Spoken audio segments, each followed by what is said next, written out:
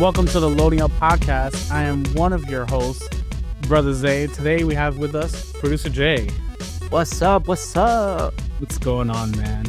Before we get into the shenanigans of tonight and today's show, let's talk about our sponsors, because we have three wonderful sponsors: W Energy, NordVPN, and Starforge Systems.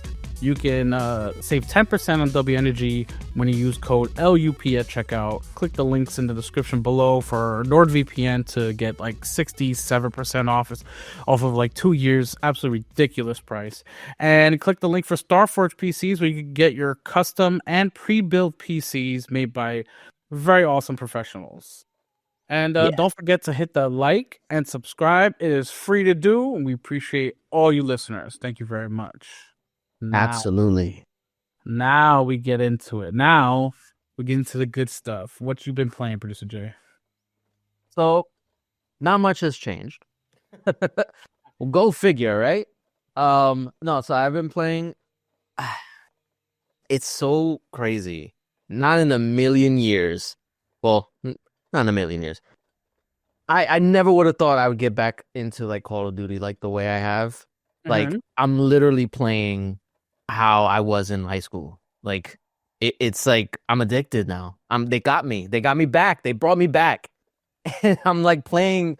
I'm playing at home. I'm playing at work. I'm trying to get these golden guns. I'm already halfway through my third gun.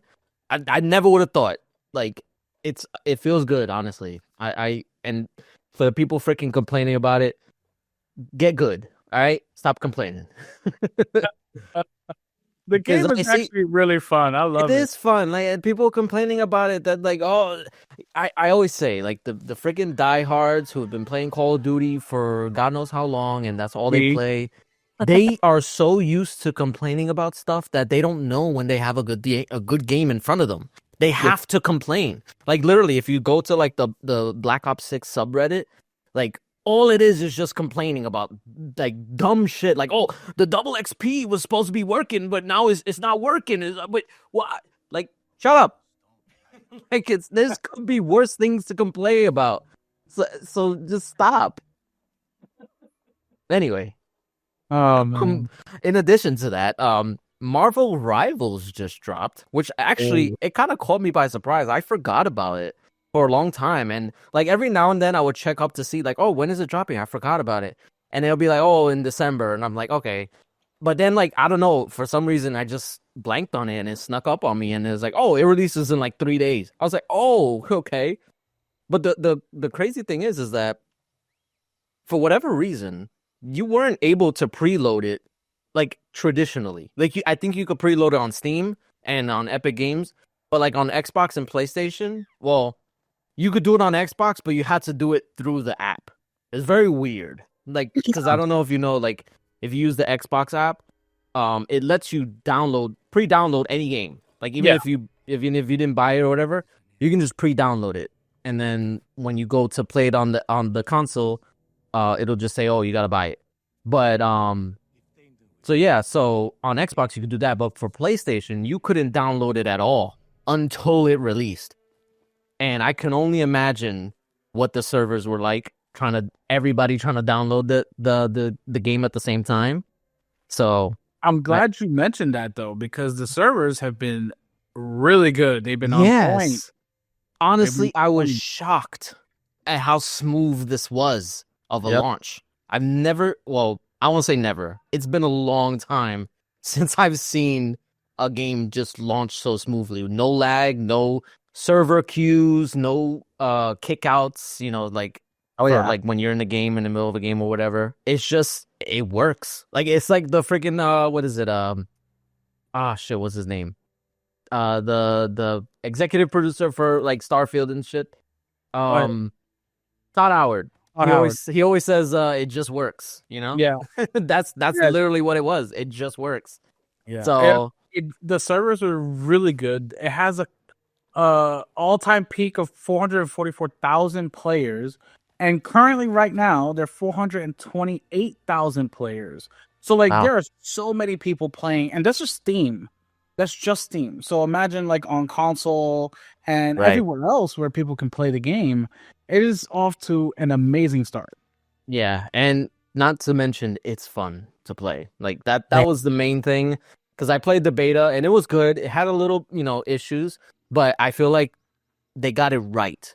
And like clockwork, like I just mentioned with the freaking Call of Duty people, there's people starting to complain about stuff when they just let it be. Like it's good. It's a good game. Like it's Yeah. okay. People People gotta learn complaining. the characters, you gotta Right. learn the That stuff. that's So. yes, exactly. There was so many people complaining about, oh, like I'm getting in the game and there's no healers. It's like people are trying to experiment. They're trying to figure out there's so much characters. I think people forget that. Like there's like what, like 20 something characters? Like No, it's like 33, I think. yeah, it's a lot. And that's a And they're, lot for people to like try out, per game. and they're planning to add 12 more very soon. So, I didn't even know that. So, Yep. yeah, it's people gotta just calm it, relax. Eventually, I think because they were saying, oh, they should add like a role block, not a role block, but like so that way like you can only pick certain roles. No. But that's what Overwatch did, and people didn't like Yeah, that. Yeah, so exactly. Don't.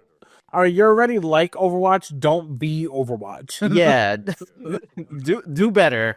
Yeah, exactly. I mean, they do seem to be doing better. Last I checked, Overwatch had like 28,000 players, so they like 500, like 5,000% the amount of players on Rivals. I think like everybody who did play Overwatch is now on Rivals, and then plus you got the brand recognition of Marvel. Oh Just yeah. just Marvel alone will get you a net amount of players, not just people in the hero shooter genre. So Yeah, no, I definitely think that played a part in it being so successful. At least at launch. We don't know how things are going to shake out within the next few weeks, but so far things are looking good. It's definitely not a Concord. oof, damn. I didn't mean You to had throw to hit shade, them but while they down. they not even exist anymore. I feel bad. I don't want to. Don't shit feel on the bad. devs. Yeah, Rub dirt in their face while you're at it. that's terrible. But yeah, so I've been playing that. I played a few last night. Oh, not last night, night before. But yeah, so it's fun, and I'm actually gonna play more later on after this. So Oh yeah. yeah, so that's the main thing I've been playing. Also, obviously, I'm still playing Plucky Squire. That's my work game. But I'm making progress on that too, and it's still fun to play. Like I recommend it to anybody who's still like not sure about it. Plucky Squire, it's so like it's just it's it's as pure of a video game as you can get. And honestly, you know what? I was thinking this too because like how it's like it's like a pop-up, not a pop-up book, but it's like a storybook, like a kid's storybook. They should make an actual storybook and like sell it. I feel like that would be such a good idea. But I mean, I don't know. That's not for me to That's a figure whole out. business model. Yeah, right. But it's an idea. I feel like it will work. But yeah. So yeah, that's what I've been playing. What you been playing, brother Zay? Aside from Marvel Rivals, because you were saying. Yeah. So yes, we did play. We even played together Marvel Rivals, which was Yes, fun. we did. Yes, It was a lot of fun. I know I said that I probably wasn't gonna play it, but you did say that. You did say that. I'm sorry. Right? It Well, was it's free. Why not? Yes, it's free to play, and it was fun. I really liked it, so I've been playing that. And if you're watching on YouTube, you can see me play Indiana Jones. So I got early access. I've been playing some Indiana Jones. At the time that we're recording this, time you're listening, I'm probably gonna have like 15 hours into the game. It is exactly what I expected it to be. You are Indiana Jones, and it is fun. I love this game. This game, you can make it as easy as you want or as hard as you want. For the PC, sort of like just my first intro, I just put it on like whatever normal just to record. But I switched over some settings on my Xbox. I switched over to my Xbox, and you are indie. You gotta figure these puzzles out. It is tough. They're not like super hard, but like it gets you thinking. You have to use all like your little clues and hints that you have there. It's not for the, let's say, it's not for the faint of heart when it comes to playing on like on a harder difficulty. Yeah. But it is a lot of fun. I'm playing it. I really do feel like I'm Indiana Jones. It's like one of the first Xbox games in a while that has a lot of cutscenes in it that are small. They're not like super long cutscenes. They'll be like 45 seconds to a minute, maybe 2 minutes, and then you're right back into the action as him. So it's like a movie. It's like this is the lost records of another movie that they never made. That was actually really good. No, not the fourth and fifth movies that they did that were terrible. Yeah. No, nobody talks about those. Yeah, nobody talked. So this movie, you hear me? This game, Yeah, really, that's like got you like so believing that it's a movie. Like, yes, because like it really feels that way. The story so far is really good. I'm captivated. I want to continue. I want to solve these puzzles. Some of these puzzles are very, very intricate. And let me just say, we've said it before. I've said it before. Troy Baker, he is a mastermind. You really think it is Harrison Ford speaking, but it's Troy Baker. It's crazy. He does the whole voice cast, first of all. Everybody does a phenomenal job. But Troy Baker elevates it on a whole nother level. It just kudos to him, man. Like it's an amazing performance. And the fact that it came out in December, so it's not he won't get like nominated in any of the Game of the Year stuff. Like it's a real shame because if he was to be nominated, he wins hands down against yeah. absolutely everybody for their performance and their characters. He wins hands down. Yeah, I remember I was seeing people saying that they were like begging Jeff Keighley to push back the nominations or redo the nominations just to add Indiana Jones because it's that good and his performance is that good. Yeah, his performance is absolutely really, really good.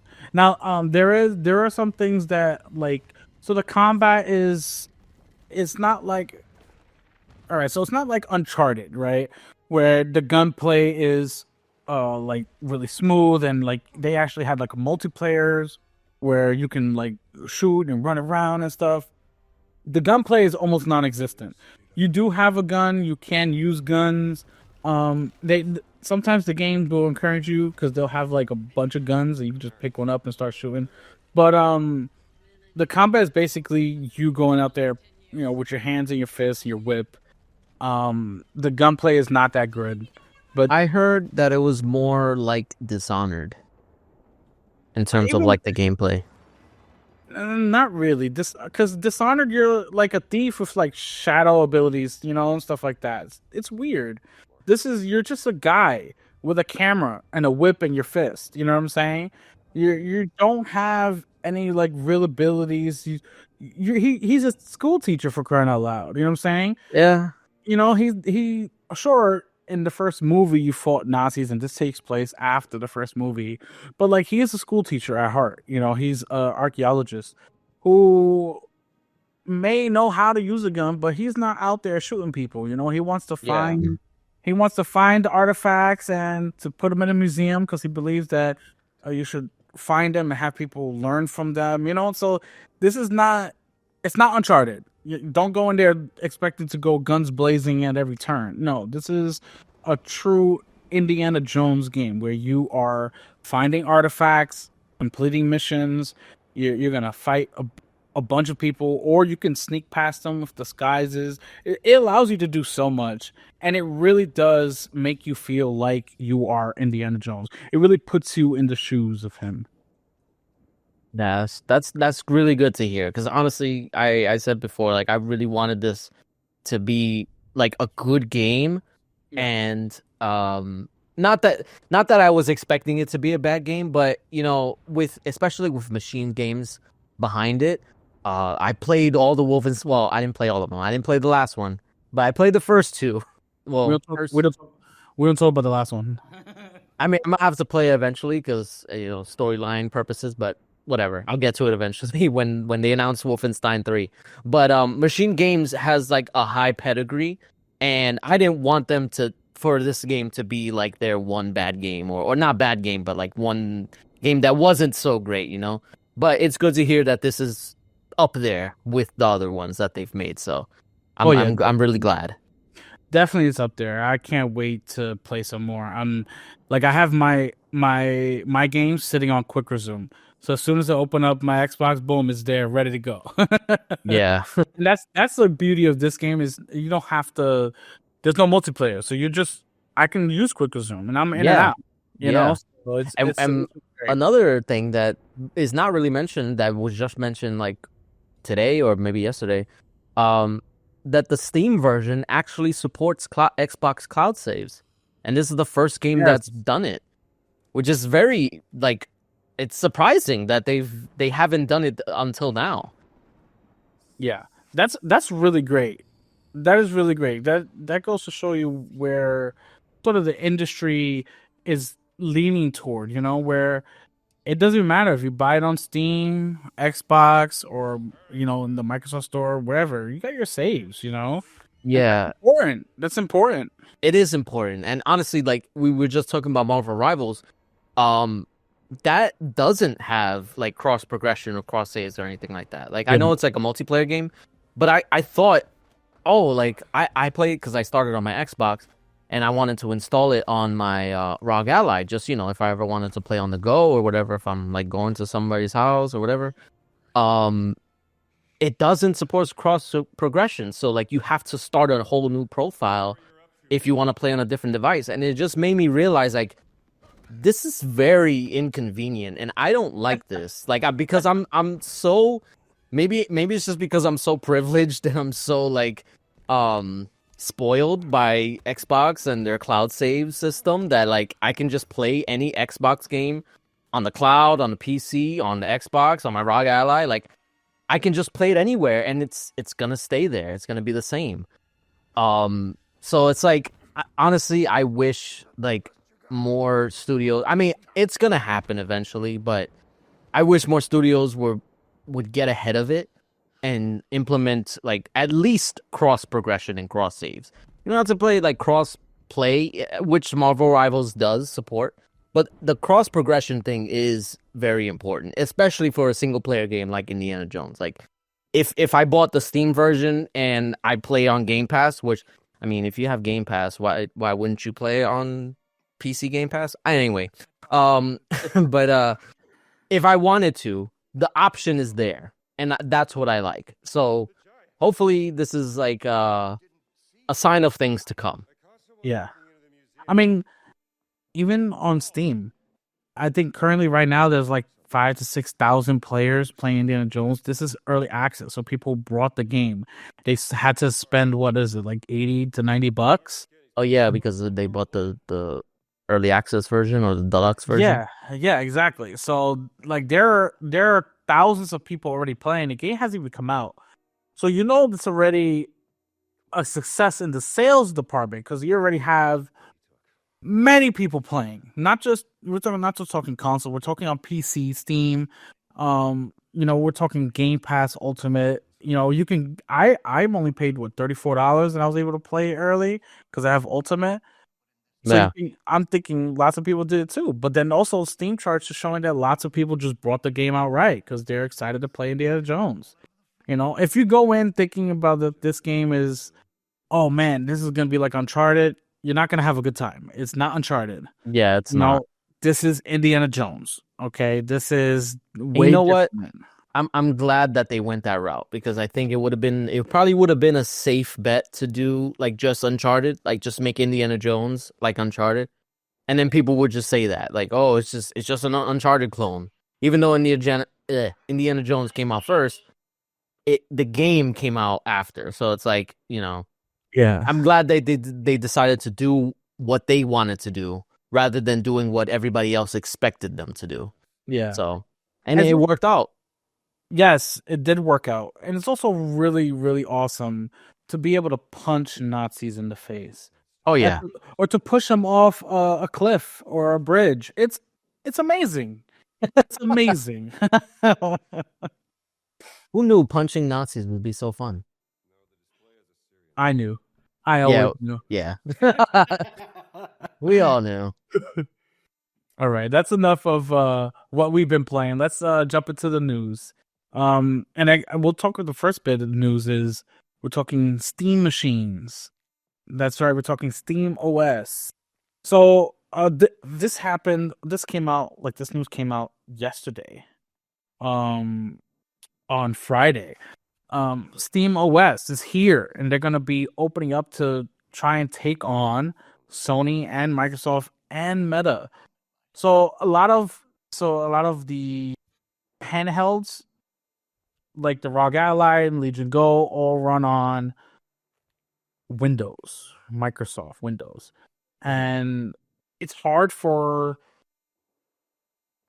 it's hard to load up like Steam games and Steam libraries and those type of things. You can, no problem. It's done, but Steam OS will be open up to more third party people. So instead of have all these ROG Allies, Legion Goes, and the MSI Cloud ones, they're gonna be able to run Steam OS just like you can run Windows. That gives people the ability to play no matter what system you have, whether it be handheld, mobile, be able to play your Steam library pretty much anywhere.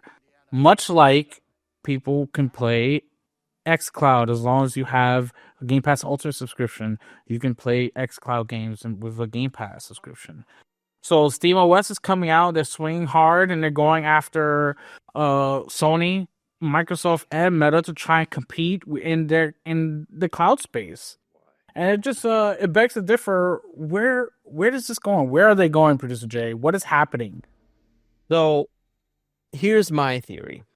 And honestly, it's not really a theory because it's already being played out by like with Xbox. If you look at exactly what Xbox is doing, they're expanding the Xbox brand beyond the console. Like that's been a thing. They talked about cloud, they talked about the PC expansion, they've talked about a potential handheld that they're gonna make. But they've also supported the ROG Ally and the Lenovo Legion Go and all that other stuff. Yeah. So I think their strategy is going to be making Xbox the brand. Now, Steam, they've already been in the game for a long time. They've already had Steam is like quintessential to the PC experience. Like if you're gonna game on PC, you need to go to Steam. Yeah. Like, you can have the Xbox app, you can have the Epic Game Store, but Steam is the main place that most people want to play on. So now I think they're gonna go at it from the opposite end and basically relaunch their whole Steam machine initiative that they did a few years ago, where they're gonna release so they're not gonna make the hardware. The hardware is gonna be produced by like Asus and like Razer, all the PC manufacturers, Alienware, all the PC gaming manufacturers that make hardware. They're gonna produce Steam or Steam OS machines, which are essentially consoles that will run like Steam Big Picture mode. And I think that's the main target is probably just going to be, for now, is probably just going to be handhelds, because handhelds seems like the next big thing. Like we know that Xbox is going to make them. They just announced recently that that PlayStation was going to make one. So I think, and then the Switch 2 obviously is eventually going to be announced very soon. We don't know when, but yeah, it's going to be the handheld like initiative that all these publishers are going to focus on, or the platform holders are going to focus on. But I think Steam is going to focus on just the OS part, and I think eventually that's where the future is going to be. It's going to be the console wars are done. Like people will cling on to it for dear life because that's all they have, that's all they know how to talk about online. But I think eventually it's going to move to the OS wars, where now instead of the consoles itself that they're going to talk about, they're going to talk about the OS on the console or OS on the platform that they're on. So it's going to be the Xbox OS. They're going to talk about the Steam OS. And maybe, I don't know, maybe later on after Xbox and Steam, a PlayStation OS. Because I feel like that's in the cards somewhere, but they're going to be like a little late to the party for that one. But eventually, it's just going to be OS. Like, you're going to buy whatever configuration, basically they're going to be PCs with dedicated OS on them. So I think that's where the future is going to be, and I think this is kind of like the first sign of it. The first sign was Xbox, but now that Steam is basically going to do it again with the Steam Machine stuff, I think that's where it's going. Then my question to you is, would they be able to run simultaneously or together? So that's an excellent question. It really depends on how each platform would want to make their hardware, because if they're gonna make like if like Steam is gonna make their hardware a third party thing, and then they're just gonna partner with like hardware manufacturers like I said with Asus and Razer and stuff like that, then I don't see why it wouldn't be able to like if you don't want Steam OS, then you can just install Windows, or you can install Xbox OS whenever that comes out. Like, I don't see why they wouldn't allow that, because right now, even on the Steam Deck, you can install Windows on the Steam Deck. Yeah. So it's difficult because it wasn't necessarily made to run Windows, but it's doable. It's possible. But what I think the goal is the association. So like I brought up in the chat that like there's gonna be this is just a theory. I don't know anything, but going forward, like let's say if they release a Rock Ally 2, there's gonna be a Steam OS version, and then there's gonna be a Windows version or an Xbox OS version. And then if you want, for like the enthusiasts, you can install, like, it really doesn't matter which version you get.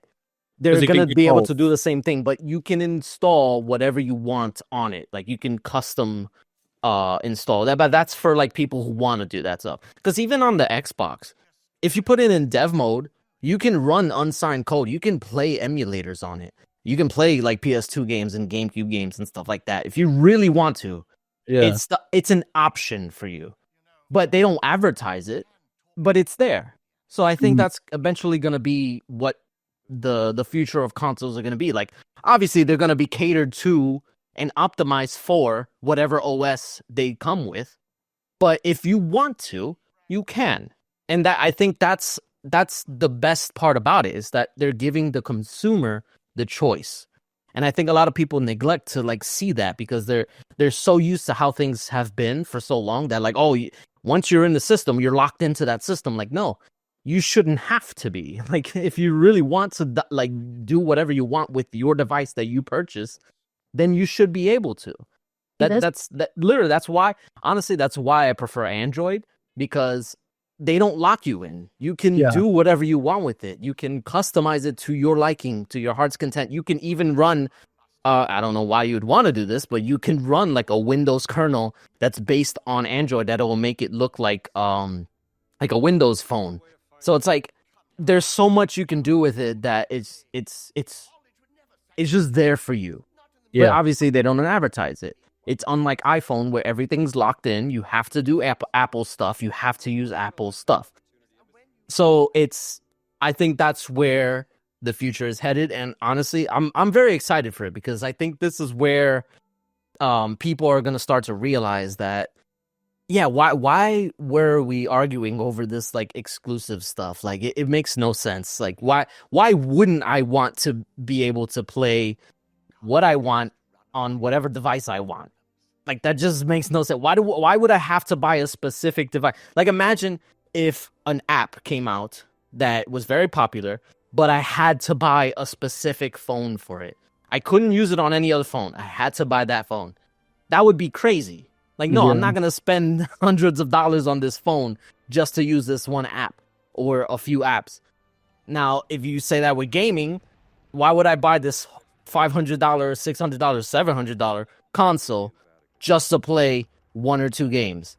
Like, no, That makes no sense. Why would you do that? When you But put it for that way, it really is like holy shit. Yeah, that's what I'm saying. Like, there's so many people that try to defend this ideology that I have to spend this much money to play this one game because it's exclusive. Like, no, that's not a good thing. Like, you should be able to play what you want, whenever you want, on whatever device you want.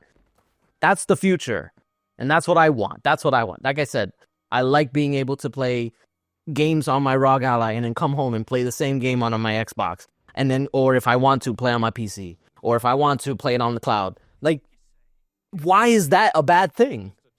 Yeah. But anyway, I'm getting sidetracked. I'm getting on a rant. No, it's okay. The reason why I asked is because, like, could you imagine the next Xbox out with its regular OS, like we know Xbox to have, but then if you want, you can just hit a button, switch to Steam OS, and log into your Steam account and play your Steam games right on that same machine. Exactly. That would be absolutely insane. That's a game changer right there. You know, and we always heard of, of rumors and this and that, what Xbox could be doing with the next Xbox. But with this news, with Steam Machine and Steam OS coming out, imagine the next console being the last, simply because you'll have everything there all at once. You can sideload Epic, you can have Steam OS, have your Xbox games, and it just be your machine. Play what you want, wherever you want, buy whatever you want, and it'd be interchangeable. I really do think this is the start of, like you said, the future. The only issue I can see that would come up with this type of like plan is that before, the consoles were subsidized. Like Sony and Microsoft and Nintendo, they always, well, not always, mostly took a loss on the console to make up for it with like the game sales and software sales, like DLC, MTX, whatever. So they would always do that. With this, though, I think we may end up seeing a little bit more of a price increase, because now they're basically risking people not buying the it's not about the hardware anymore, it's about the software. Yeah. So they're like, so for instance, let's say if I bought a PC and I decide to run Xbox OS on it. Now, like, that was my choice. Like, that, they made that available for me. I don't know. I mean, I hope not. I hope they wouldn't charge people to download an OS. But I mean, they do for Windows, so I don't know. But maybe they might. It would have to be something reasonable. It couldn't be something like $100 or anything like that. It'd have to be something like maybe $20 or something. Anyway, regardless, if I wanted to download an Xbox OS onto my PC, that's just me buying the OS. I'm not buying a console anymore, but I'm in their ecosystem now. So I guess I'm more inclined to buy the software because I'm already in that ecosystem, but it would be less inclined than, like, let's say if I bought an Xbox actual, like a Series X. If I bought that, I spent $500, I'm gonna buy games on it. Like, I have to. Like, I mean, I don't have to, but in order to get my money's worth, I would have to buy games on it. So I think that's where these companies would lose more money. So they would basically have to back end it by making the hardware more expensive. And that's not even talking about the whole tariffs thing, which we talked about previously. So yeah, I think the only downfall of this strategy is that shit is gonna get very expensive. That's basically what it is. I mean, the whole, as a whole, the industry has been getting more expensive. It's been getting more expensive to buy a console, to buy a game, to even buying accessories like a controller or a headset. So, I mean, that doesn't surprise me at all. Yeah, and we were even talking before about like a potential Switch 2 price. And I mean, you sent me a video on it, but we don't know anything for sure. Until it's officially announced, we don't know. But like, if a Switch 2 comes out, it may end up being like $500, which is way more expensive than anything Nintendo has put out before. Um, or at least to my knowledge. And if it's $500, that's going to be a lot to ask for people who are used to paying like $200, $300 for their consoles.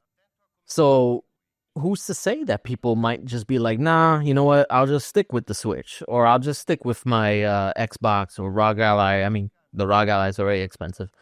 Um, Although they have brought it down a lot. I think right now not the Extreme, the Zen 1 Extreme, the the regular one is like, I think it's like $400, $500. I think I saw 450. Yeah, so but that's what I'm saying. Like, why not get that instead of a Switch 2? That can play a whole bunch more games. So I don't know, but yeah, we'll see how this strategy plays out. But I think ultimately it's gonna be an OS war, and I'm very curious to see how this all plays out. Yeah, definitely. Definitely.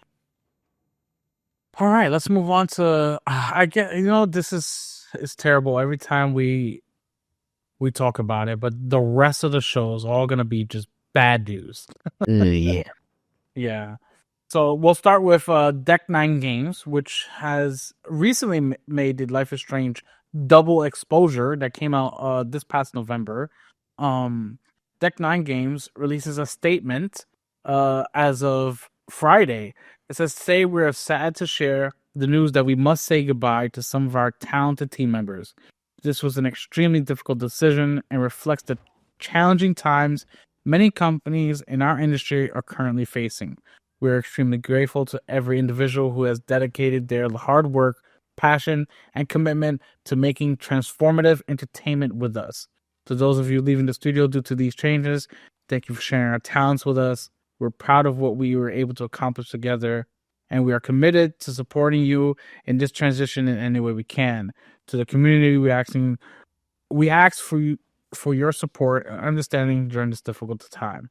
That's the CEO, Mark Lyons of Deck Nine Games. They just fired, or I guess they fired a bunch of people.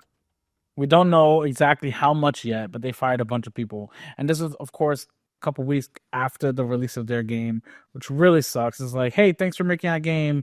Now you got to go because we got to make some money. Yeah, and it's also a few weeks before Christmas. Yes, exactly. A few weeks before Christmas, and like when I read like stuff like this, like that statement from the CEO,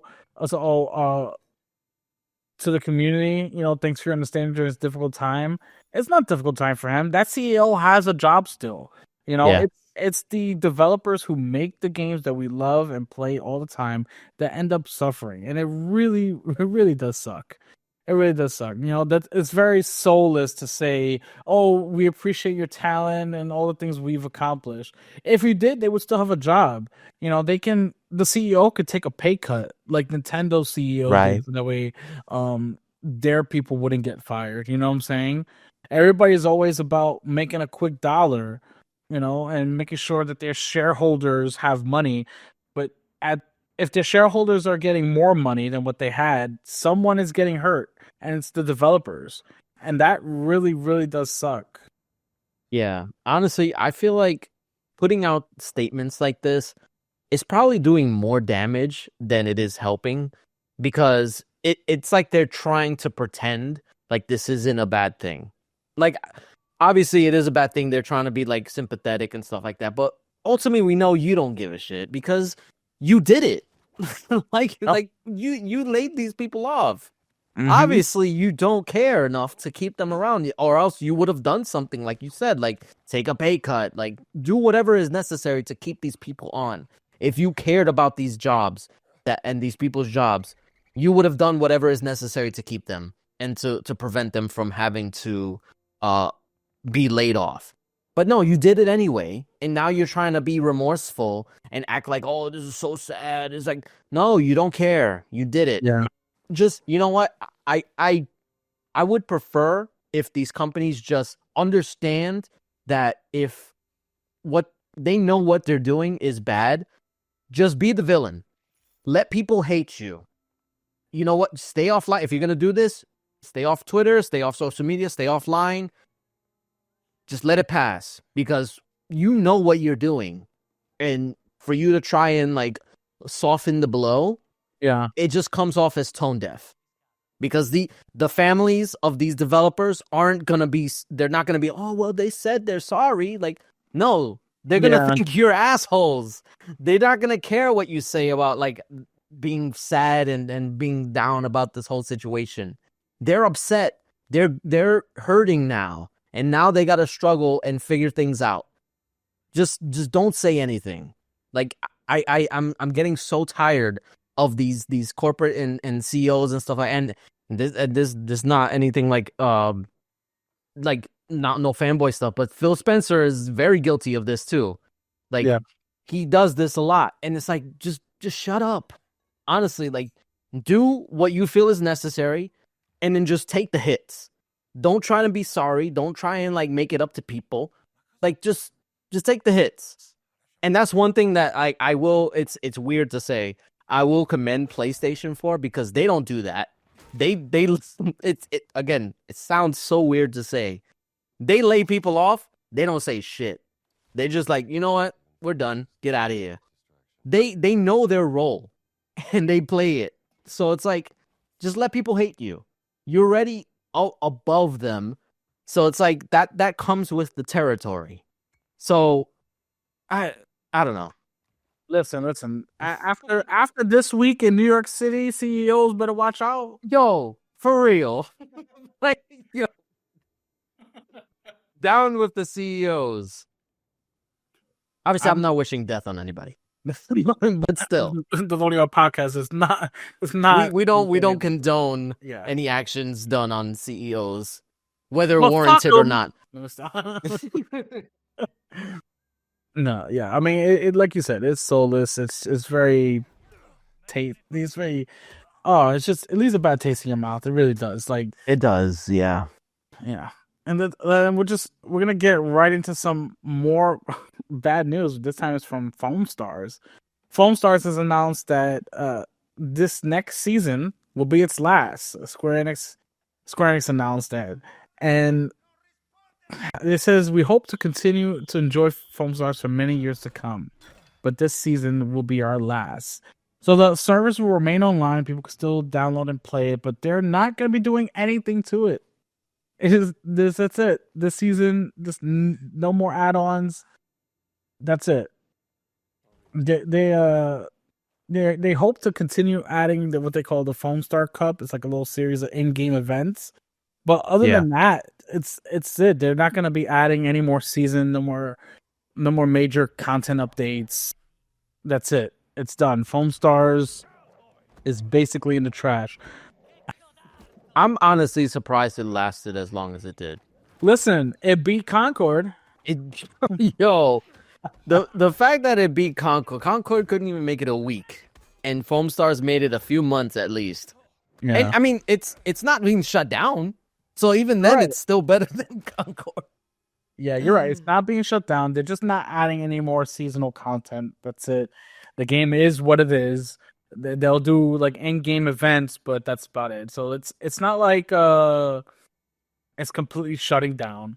It's still bad news, because like why? They don't go on to say why. They're just basically telling us we're just not gonna do it anymore. Yeah, just like, you know what, you guys can keep playing, but we're not gonna add more content. Yeah. I mean, I guess they're letting people know. Listen, this is gonna be it. Don't expect anything else from us. They don't want to waste time and resources on something that is not really performing well, because Square Enix did come out and say that it was underperforming. It did release in a very like bad timing especially for a game like Foamstars. But this game is also it's on PlayStation Premium. So you don't even have to buy the game. You can just get it with PlayStation Premium, and it's still underperforming. So it's really like PlayStation players need to get off of Twitter and play their games, because these games are suffering. Yeah, it's really a testament to how like bad Sony is at multiplayer games Yeah. because like their players just don't support them. Like I Yeah. don't know what it is, but I mean unless it's like a Call of Duty or like a Madden, But like one of the tempos or Fortnite or something like that. Like that's the thing. You have all these big major games that are free to play. Call of Duty Warzone, Fortnite, you have Apex, you have Roblox. You have so many games that are free to play. Why would people spend money and or download a game in a subscription service that it's just whatever. You know, maybe they downloaded and played it one time, but they never went back to finish it because that's it. It's done. They didn't like it or they're not playing it, underperformed. They don't maybe they don't like that genre of game, so it's done, it's over. yeah, I mean honestly, I feel like going forward, developers really need to assess whether it's worth to release a game paid. Because even like look at Destiny. Destiny was a paid game that Yeah. is like a live service game. And eventually they realized like, hey, we probably should have been free to play like from the jump. And then they made it free to play. And then same thing with Overwatch. Overwatch was a paid game. And eventually they moved to free to play. And look at Marvel Rivals. They just released and it's a super successful because it's free to play. Everybody can just jump in. Yeah.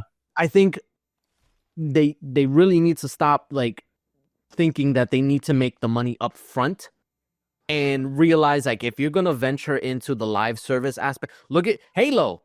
Halo Infinite is free to play.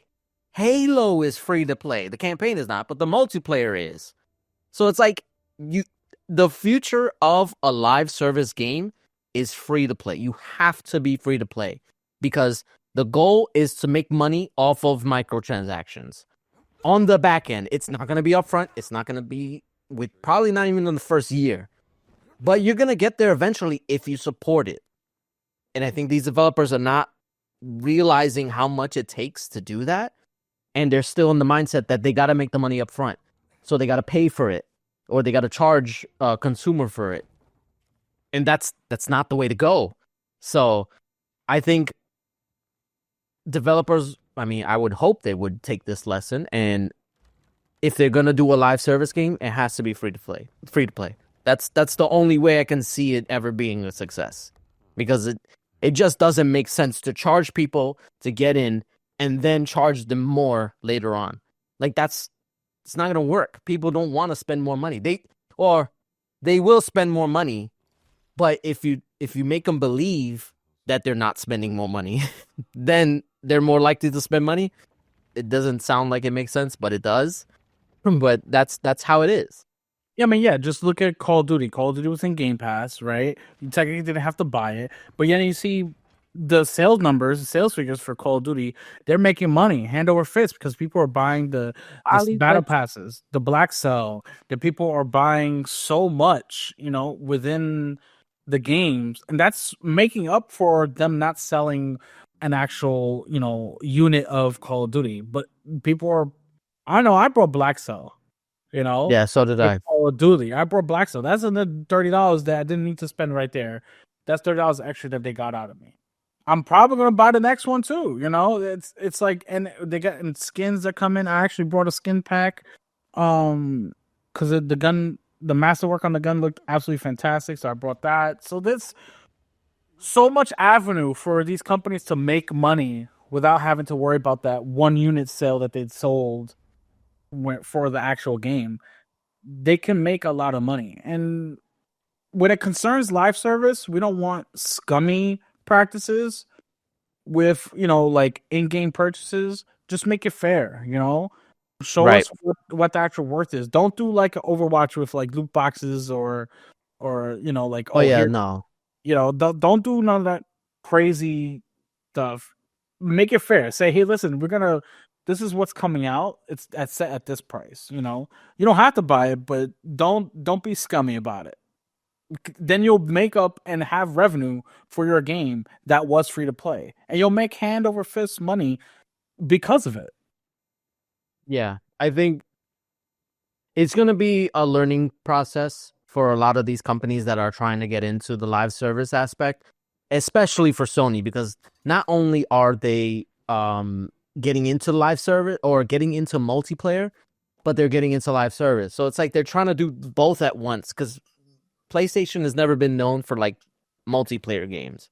Yeah. Maybe once upon a time where they were trying, like with games like Mag and even Killzone and stuff like that. Like they're not doing that anymore. So now they're trying to do it again, and they're falling flat on their face. Like they had something with Helldivers, but Helldivers is being propped up by the PC community. If they didn't launch that on PC day one, that game will be dead. Like there would be nobody playing that game, and it will be one of those tragedies of like the gaming industry, because it's a good game, but the fact that people on PlayStation aren't playing it should tell the story of PlayStation's multiplayer aspirations. They don't do it. Their players don't want to play multiplayer games, at least not from PlayStation. They'll play multiplayer games from everybody else, but not PlayStation. I don't know why. It doesn't make sense to me, but that's just how it is. Yeah, PlayStation definitely got to come up with something, another formula, something different, because it's absolutely ridiculous how every single multiplayer that they come out with, it starts out okay and then it just fails. Like you said, Helldivers was perfect because even on PC, I just checked the Steam charts. There's only like 22,000 people playing right now on PC. Who knows how many players are on PlayStation, because they don't come out with those numbers. But it goes to show you that there's a market if you do things correctly. At launch for Helldivers 2, they did things correctly. They did things great. It was fun. I played the heck out of it, you know? But then they ruined it. They ruined it. And they have to take that mistakes that they did, not just with Helldivers 2, with like Killzone and all the other multiplayer games that came out and failed. They had to take those lessons and make something productive from that. Don't just keep doing the same thing over and over again. Because PlayStation players absolutely deserve better when it concerns multiplayer. They do. Honestly, like they've been deprived of like good multiplayer games, and it's actually shocking that they haven't had one in such a long time. Yeah. Yeah, definitely. All right, let's move on to even worse news. Oh boy. Yeah, I know. Don't shoot the messenger. Right. Ubisoft is, oh man, I feel like it's with Ubisoft, it's been down in the dumps for months now, and it's not getting any better. Ubisoft just announced that XDefiant is shutting down. So they are no longer allowing any new users to download the game. If you purchase anything in the last 30 days, they're giving you a full refund, and servers will be completely offline in June of next year, completely shut down. They're June 3rd. So June 3rd, 2025 is the official death date of XDefiant.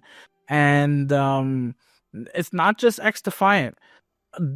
Ubisoft is laying off nearly 300 employees and closing down 2 studios, Ubisoft San Francisco and Ubisoft Osaka game studios in Japan. That's huge. That is. People gotta understand, Ubisoft San Francisco is huge. They have a huge building, lots of people, lots of employees. They worked super close with like IGN and all these other gaming companies, because they were right there in San Francisco around all of them. So them closing down is huge. They lost 143 employees in San Francisco and 134 in Osaka, Japan. And there's the production. There's not even mentioning the production studio that's shutting down in Australia. So Ubisoft has a production studio that they work out of in Sydney, and that is also shutting down.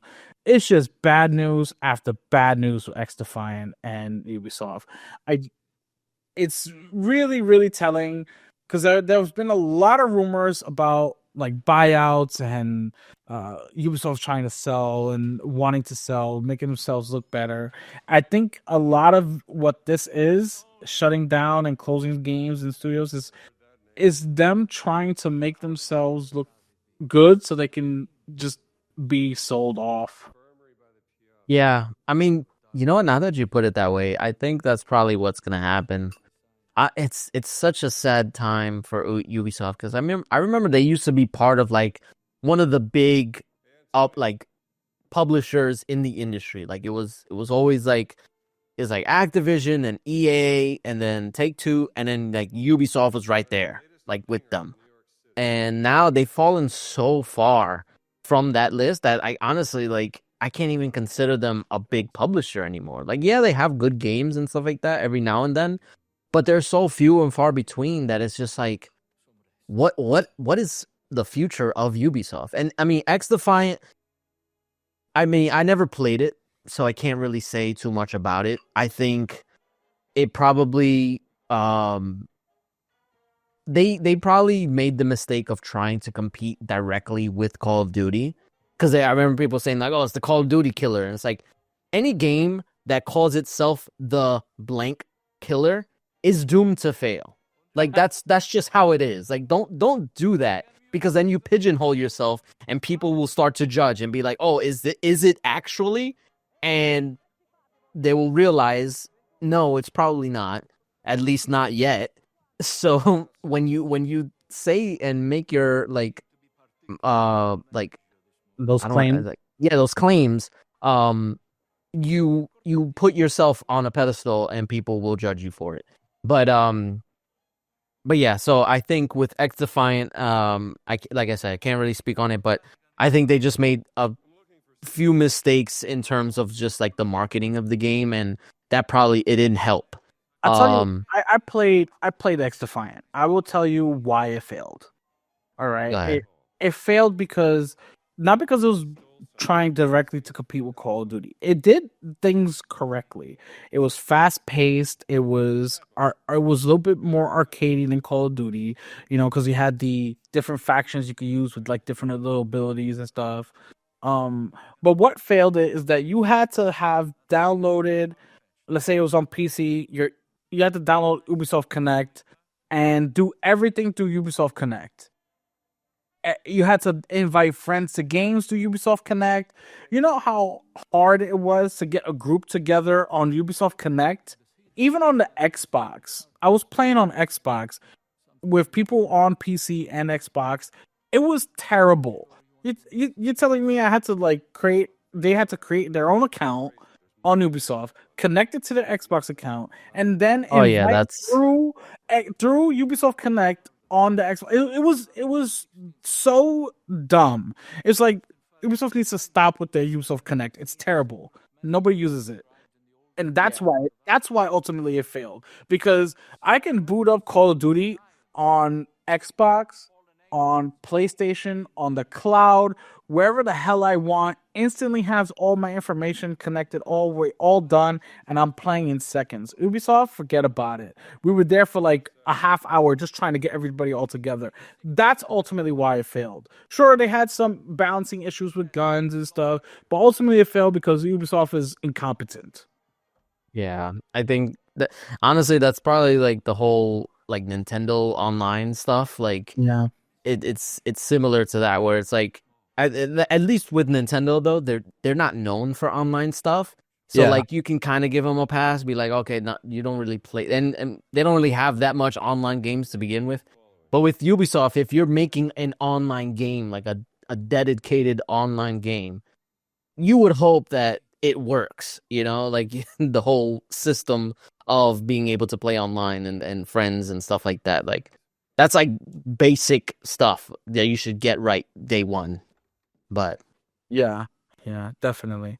but And anyway, the last bit of sort of Ubisoft related news is that the rumors about it wanting to be brought out specifically from Tencent. So the family behind Ubisoft, Guillemot family, they want to stay in control as much as possible, but Tencent wants majority shares.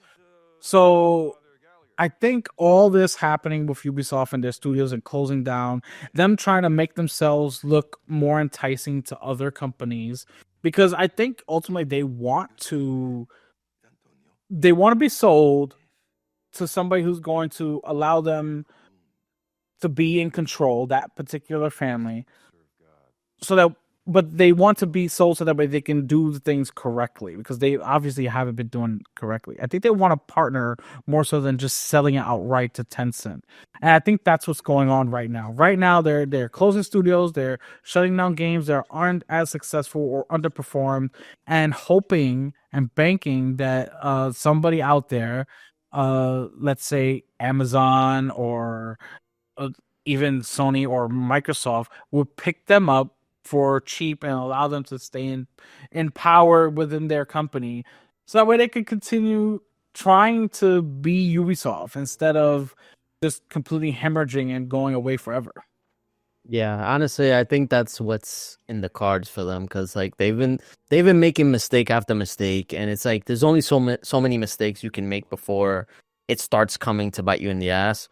Um, yeah, I think a buyout is the only option for them now, and I think that's why they're so heavy on the layoffs and stuff like that. They're trying to make themselves like more financially attractive to facilitate that. Honestly, it's up in the air for Ubisoft, like of who can buy them out because it really could be anybody. It could be a Tencent, it could be an Amazon, it could be a Sony, it could be Microsoft, it could be anybody.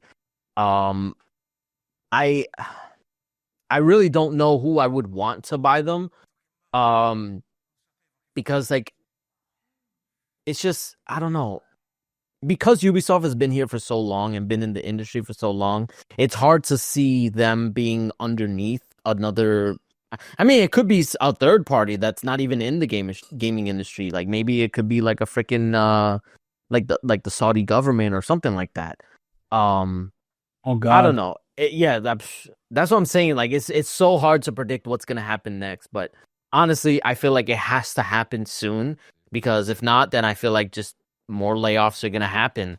And this is just like really bad timing too because like Assassin's Creed Shadows just got delayed just so that way they can make sure that this was a good product on launch so that way they would avoid all this backlash. And now they have like backlash now. So it's like they were going to deal with it anyway. Yeah. So yeah, it's just really bad timing and I really don't know what's going to be in the cards for Ubisoft going forward, but a buyout is most likely the best scenario for them. I It think sucks, but it's just how it is. Yeah, and I think we'll see exactly where Ubisoft is going to go at the end of February after the release of Shadows, Assassin's Creed Shadows. If that does well, maybe Tencent will buy them with a good deal for the Guillemot family. But if it doesn't do well at all, I see it's up for grabs for literally anybody. Yeah. Honestly, yeah. Assassin's Creed Shadows is gonna be like the make or break for them. Yeah. But I don't know. I really don't know who would be best fit for them. Because it's not like they really have any like association with anybody.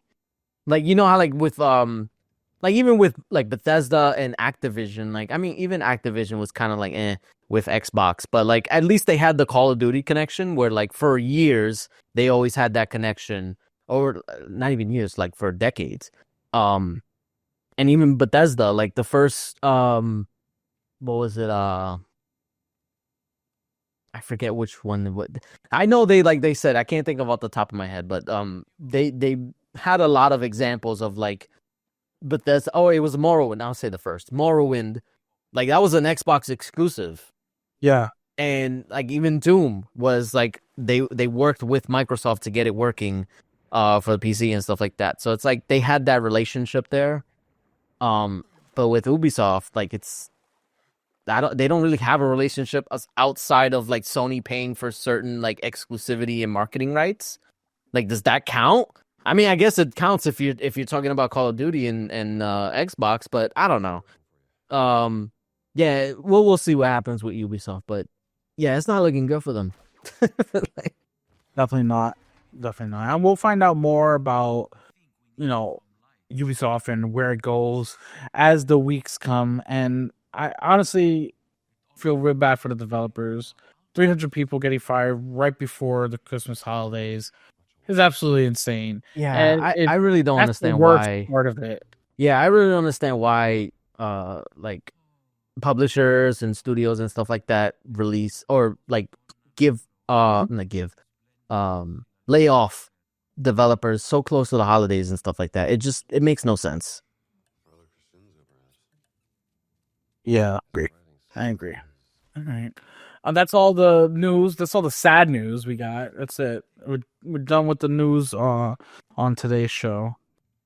All right. Well, honestly, we stretched this out pretty good because we didn't have much to go with, but I guess my ranting made up for it. But Like always. like always, I can always come through with my ranting. But just remember, if you're listening to us on a podcast, you can rate us and share us on any social media or anywhere, or share with your friends so they can listen to us and listen to our sultry voices. And if you're watching on YouTube, you can like and subscribe. And if you click the links in our description for W Energy, NordVPN, and Starforge Systems, you can help us support them, and then they will support us. But that will do it for us. We will see you guys next week. Peace. Laters.